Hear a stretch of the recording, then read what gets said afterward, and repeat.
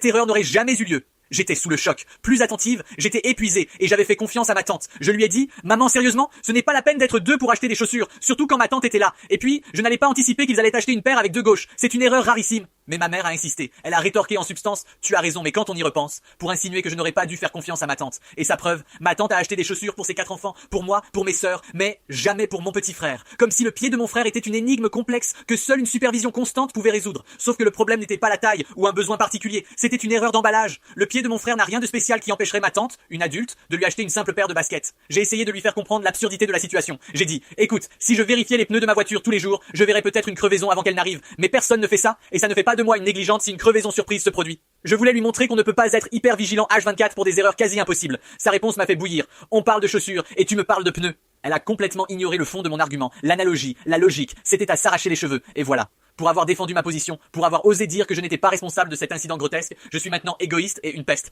La justice, elle est où là? Franchement, dites-moi, est-ce que c'est moi qui suis folle ici? À ma place, vous auriez fait quoi?